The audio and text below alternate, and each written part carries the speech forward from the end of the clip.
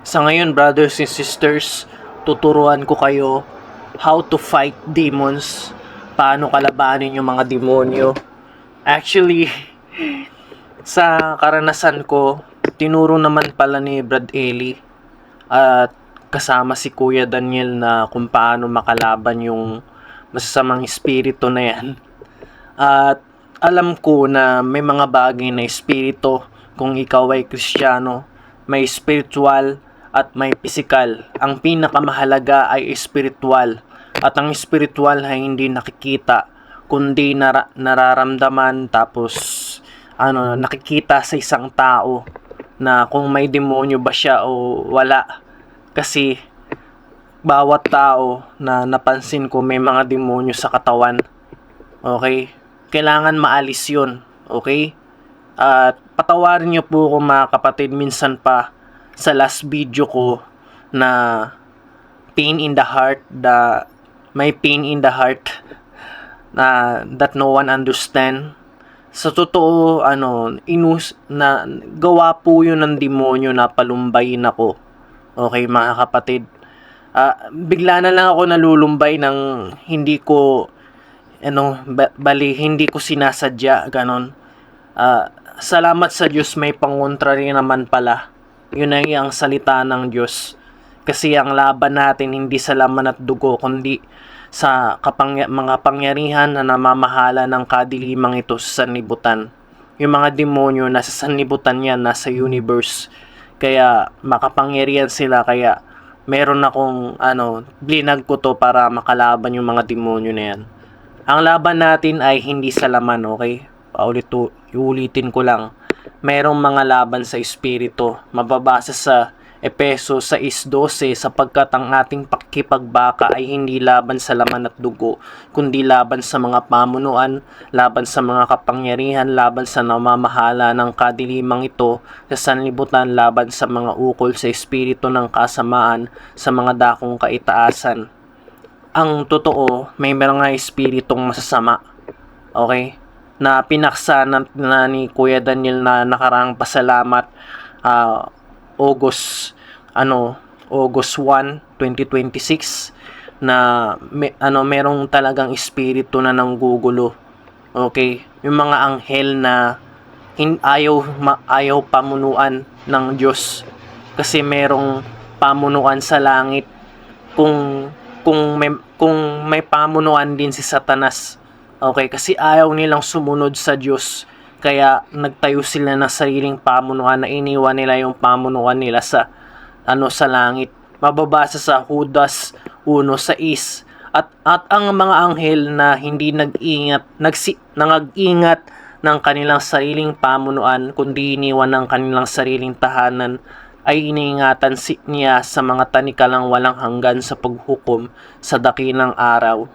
Kaya yung mga demonyo, ayaw pasakop yan sa Diyos eh.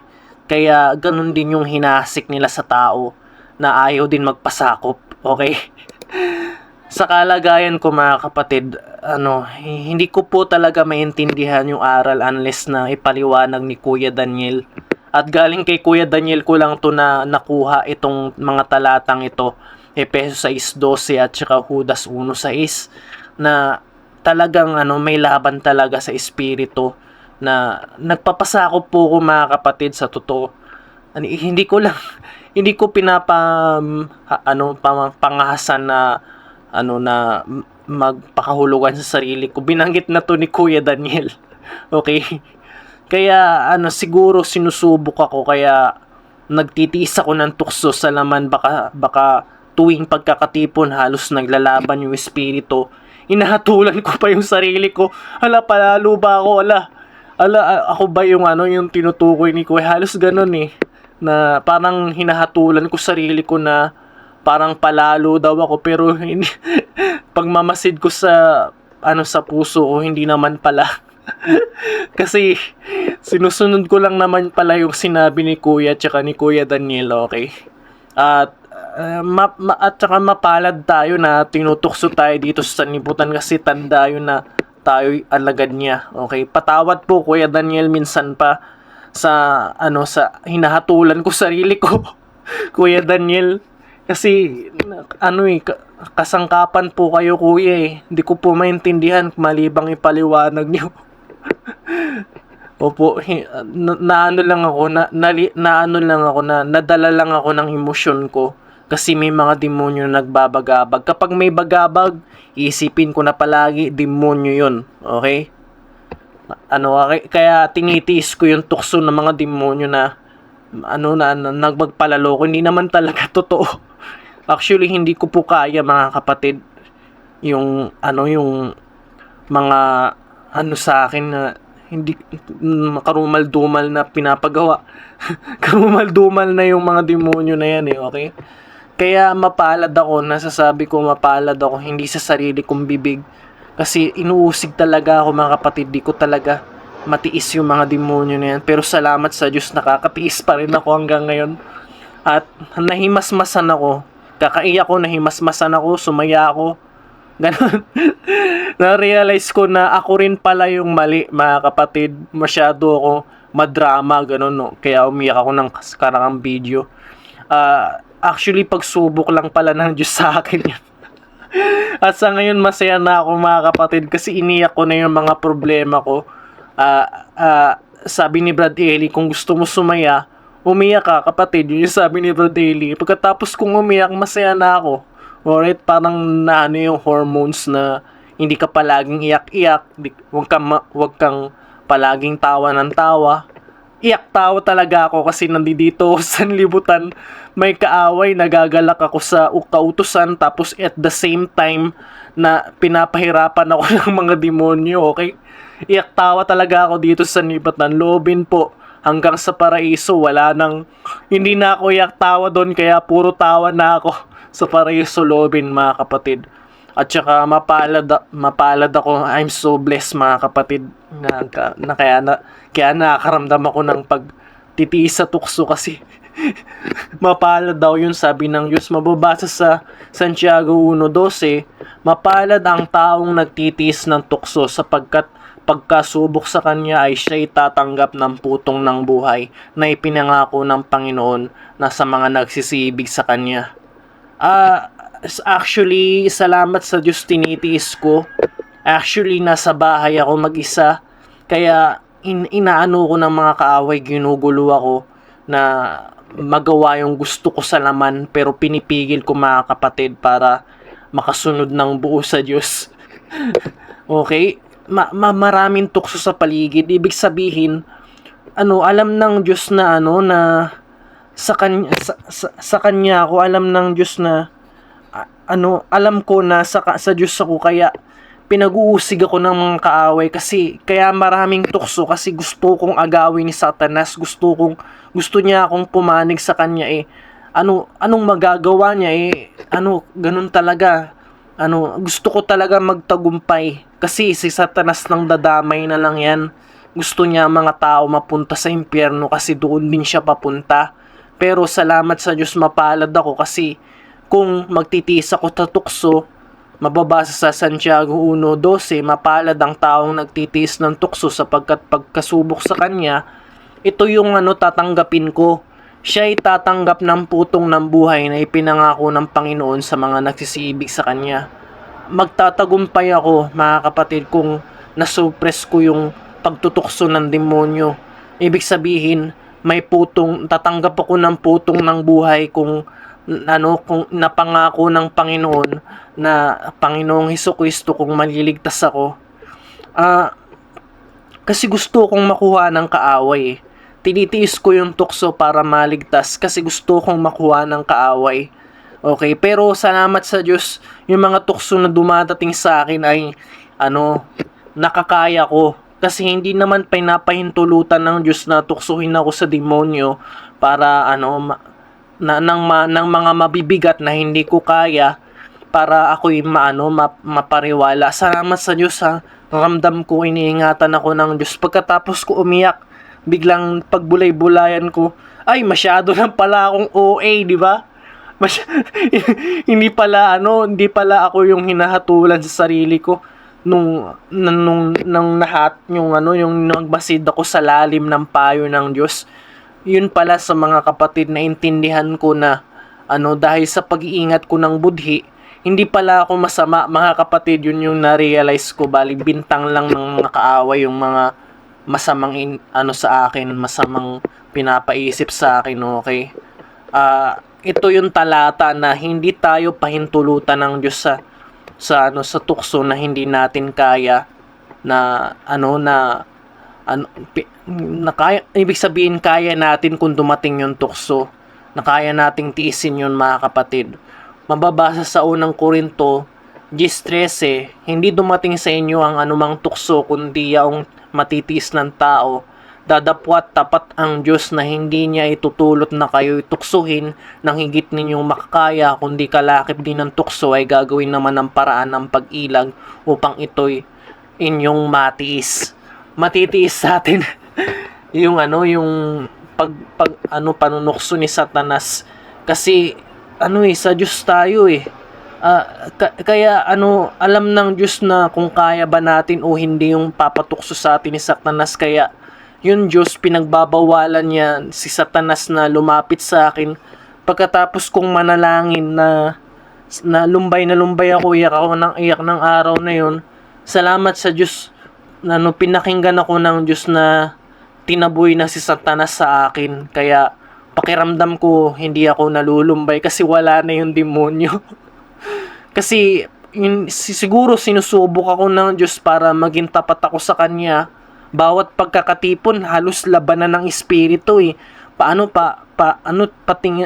Halos nilalabanan ko yung udyok ni Satanas na masama ako pero hindi naman pala totoo.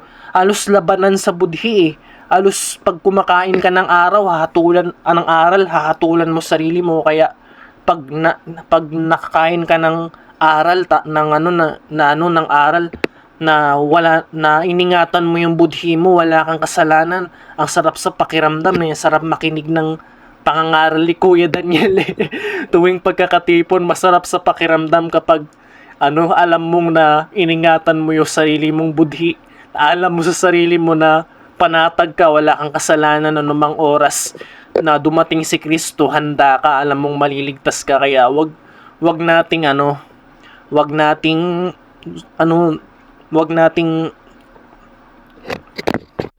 nating isipin na yung pagsubok na darating sa atin ay tinutukso tayo ng Diyos. Si Satanas yung manunukso, hindi ang Diyos, okay? Kababasa sa Deuteronomio 13:3 ay huwag mong didinggin ang mga salita ng mga manghuhulang iyon o mapagnimping iyon ng mga panaginip, sapagkat sinusubok kayo ng Panginoon ninyong Diyos upang malaman kung iniibig ninyo ang Panginoon ninyong Diyos ng iyong buong puso at ninyong buong kaluluwa. Kaya kapag nakita ng Diyos na mahal mo talaga siya, tinitiis mo yung pagsubok sa'yo, hinayaan ka na ng Diyos na tuksuhin ka ni Satanas para masubok ka, maipagmalaki ng Diyos na ikaw ay lingkod niya, na sumusunod sa Kanya. At alam ng Diyos kung makakapasa ka ba o hindi sa pagsubok, kasi alam ng Diyos kung yung nasa puso mo, kung marumi ba o malinis. At salamat sa Diyos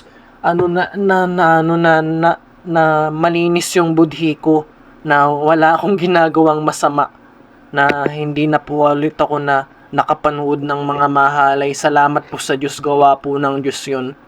At dahil nga hindi ko hinatulan ko sarili ko, salamat sa Diyos dahil sa budhi ko na naingatan ko po, mga kapatid. Hindi po totoo bawat sa akin, na bawat tawag dito, bintang sa akin ng masamang espiritu ay si Brad April, masama yan. Bali, hinayaan na akong tuksuin ng Diyos sa mga demonyo. Ay, nahayaan na ako ng Diyos na tuksuin ng mga demonyo. Pero salamat sa Diyos, saglit lang pala yun. Salamat sa Diyos, saglit lang pala niya ako. Siguro isang araw lang ako sinubok para malaman ng Diyos na na ako'y Kanya. Tsaka panalangin ko palagi na wag akong iiwan ng Diyos, hindi ko talaga kaya, wag babawiin ng Espiritu Santo sa akin para hindi ako mapawalay sa Diyos. At siguro nangyari yun para mga bagay na magkakalakip na masyado ko OA na umiyak-iyak ako para kasi dahil sa bigat ng karamdaman, dahil sa antukso ng mga kaaway na masasama na hindi naman ako masama na 'di ba? Salamat sa Diyos na magkakalakip 'yun para ako'y subukin. Mababasa sa Roma 8:28 at nalalaman natin na ang lahat ng mga bagay ay nagkakalakip na gumawa sa mabuti ng mga nagsisiibig sa Diyos, sa makatuwid bagay yaong ng mga nagsitawag alinsunod sa kanyang nasa. Lahat ng bagay magkakalakip na gumawa sa ikabubuti ng mga nagsisiibig sa Diyos. Salamat po sa Diyos sa ibig sabihin, hinayaan na ako ng Diyos na tuksoin ni Satanas para mapatunayan ko na sa budhi na na mahal ko talaga yung Diyos. Salamat sa Diyos, hindi niya ako natukso na gumawa ng masama. Kaya ganito, siguro parte ito ng ng bautismo sa apoy sa akin. Kaya salamat sa Diyos. Ano man yung sabihin ng iba na hindi po yun makakapagwalay sa akin sa pag-ibig ng Diyos. Kaya ito yung pinayo sa akin ng mga matanda na na kapatid na mabasa sa unang Pedro 4:12-13 o ng Pedro 4:12 hanggang 13.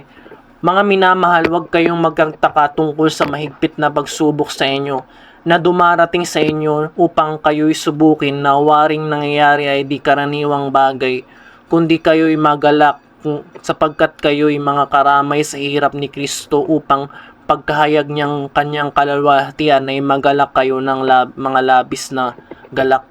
Salamat po sa Diyos dahil sa mahigpit na pagsubok na parang nangyayari sa akin, parang karaniwan na karumal-dumal na yung pinapaisip sa akin ng mga demonyo na nababagabag ako.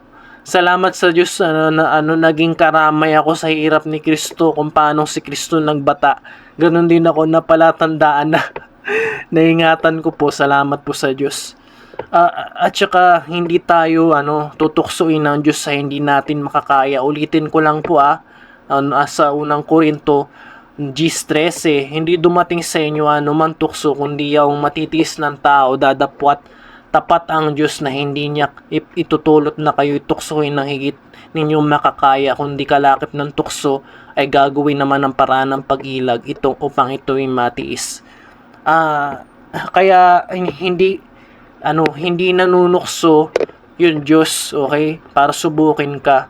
Kasi ang Diyos hindi natutukso o manunukso man. Mababasa sa Santiago 1:13, huwag sabihin ng sino man pagka siya'y tinutukso ay ako'y tinutukso ng Diyos, sapagkat ang Diyos ay hindi manunukso sa masamang bagay at hindi rin naman siya manunukso sa kanino man. Kaya ganito mga kapatid, kasi kaya pinabayaan na ng Diyos na tuksuhin ka ng mga demonyo, kasi alam ng Diyos na makakapasa ka sa pagsubok.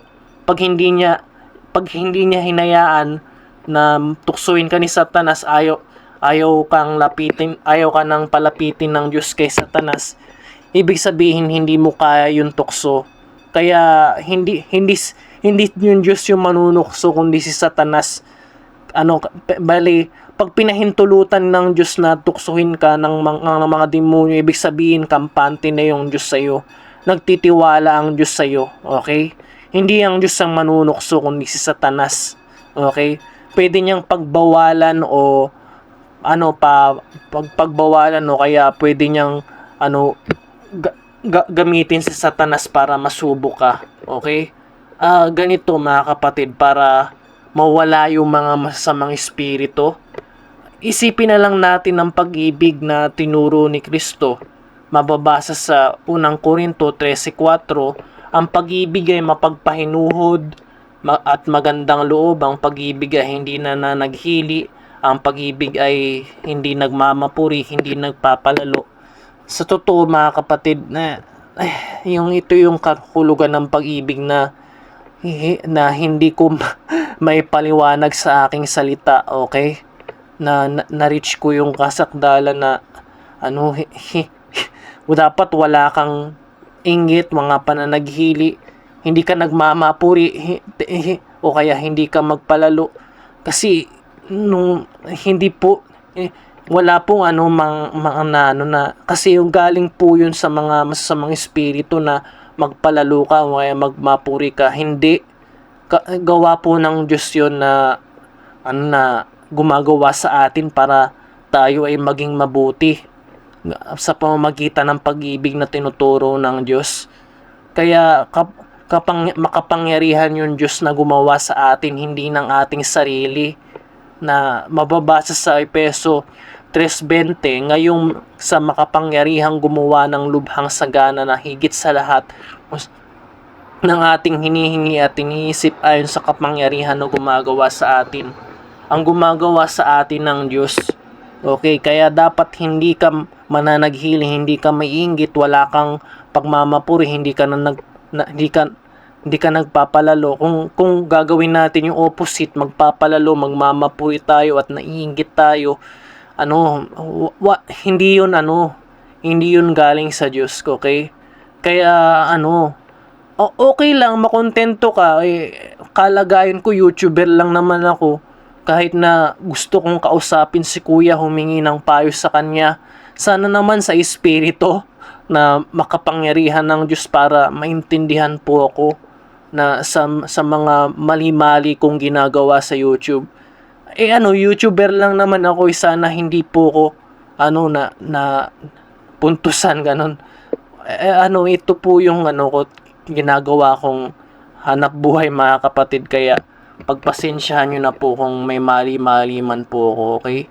Gusto ko po talagang makausap si Kuya Daniel para mapayuhan ako tuwing gumagawa ng kaya YouTuber lang ako, yun lang. Di naman ako nakapagtapos ng college. Kaya sabi ni Brad Haley, more than what you can think of, more than what you can ask for. Alam ng Diyos yun, okay? Kaya wala po kong bagabag man po ang sabihin nila. I have so many mistakes. I have so many foolishness na nagawa ko sa buhay. Umaasa lang ako sa pagpapala ng Diyos. At hindi pa ako pinagpapala kasi hindi pa ako subok. At iniiwasan ko talaga na mag-isip ng masama, pero hindi po masama, okay? Hindi ko po talaga maiwasan mag-isip ng masama kundi hindi po ako masama, okay? Paano mapapaalis yung mga demonyo sa katawan, okay? Sa pamamagitan ng bautismo sa pangalan ni Kristo at sa Espiritu Santo, okay? Sa mga nanonood sa akin, marahil hindi pa kayo bautismo, kaya may mga masamang espiritu pa sa katawan. Okay lang po mga kapatid, kahit di nyo po ako naintindihan na tagalabas, okay? Na mababasa sa 2 Korinto 7:1, yamang taglay sa atin ang pangako itong mga minamahal, na magsipaglinis tayo lahat sa karumihan ng laman sa espiritu, na pasakdalin ang kabanalan sa takot sa Diyos. Dahil sa takot natin sa Diyos, sa espiritu, ay maglinis tayo ng mga karumihan ng laman para at espiritu, para kasi kapag may karumihan ka ng laman, papasukan ka ng masamang espiritu. Kaya sa iglesia, mayroong mga paglilinis ng Diyos, pinapatawad tayo, tapos wag tayong gagawa ng masama. Nandiyan yung utos ng Diyos para wag kang makagawa ng masama. Igalang mo ang magulang mo, wag kang mangangalunya, at iba pang mga utos ng Diyos para hindi natin hatulan ang sarili natin na masama. Okay?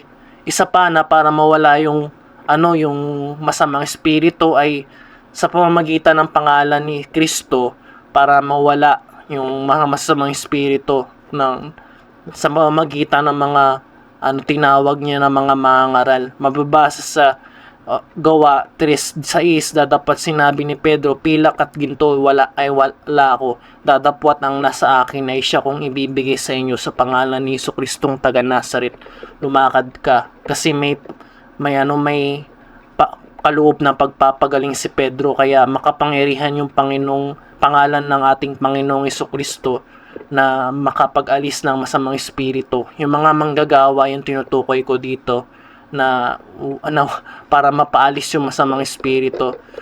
At sa pamamagitan din ng Espiritu Santo na nasa atin, mawawala yung mga masamang espiritu, mababasa sa 1:21 ng Santiago. Kaya't hiwalayin niyo lahat ng karumihan, ang pag-apaw ng kasamaan, tanggapin ninyo ng may kaamuan ang salitang itinanim na makapangyarihan makapagligtas ng inyong mga kaluluwa. Kaya hihiwalay natin yung mas karumihan, mga kasamaan sa ating puso, at tanggapin natin yung mga pagkakamali natin na makapangyarihan na makapagligtas na buong kaluluwa. Tanggapin natin yung salita ng Diyos para mawala sa atin yung mga masamang espiritu. Mababasa sa Juan 4:4, kayo'y sa Diyos mumunti kong anak na inyong dinaig sila, sapagkat lalong dakilang nasa inyo kaysa sa sanlibutan. Mas dakila si Kristo at Diyos Ama sa sanlibutan. Kasi sa sanlibutan, nandiyan yung mga kasalanan, si Satanas, at kaya kung yung Diyos nagbibigay ng mabubuting espiritu, ang diablo naman nagbibigay ng mga masamang espiritu. Nilalagay niya yun. Kaya sa Efeso 4:31, lahat ng makapaitan, kagalitan, pagkakaalit, kadaldalan at paglilibak ay maalis nawa sa inyo, pati lahat ng masamang akala. Lahat ng kapaitan, ito yung kagalitan, lahat ng opposite sa pag-ibig, yun ang nilalagay ng diablo. Kaya dapat magbunga sa atin ng espiritu ng Diyos. Ito yung bunga ng espiritu. Dadapwat ang bunga ng espiritu ay pag-ibig, katuwaan, kapayapaan, pagpapahinuhod, kagandahang loob, kabutihan, pagtatapat, kaamuan, pagpipigil. Laban sa ganong mga bagay ay walang kautusan. Ito po yung bunga ng espiritu na galing sa Diyos. Kapag nakaramdam ka ng pag-ibig, katuwaan, kapayapaan, pagpapahinuhod, magandang loob, kabutihan, pagtatapat, kaamuan, pagpipigil laban sa ganyong bagay, lahat ito yung bunga ng mabuting espiritu. Salamat sa Diyos, meron po kong kapayapaan na naingatan ko po yung budhi. Kaya sana magpahinuhod pa po kayo sa akin bilang pag-ibig, okay? Actually, kahit marami man pong magsabi ng masama, kahit nakakaisip ako ng masama, meron pa rin po akong kapayapaan. Iniisip ko po, pag-ibig, bunga ng espiritu. Noobin po mga kapatid, na maingatan ko po yung budhi ko. Ayoko pong gumawa ng masama. I hate evil. Salamat po sa Diyos, at sa tingin ko hanggang dito na lang po mga kapatid. More videos to come, one at a time, if God willing. And see you in the next video.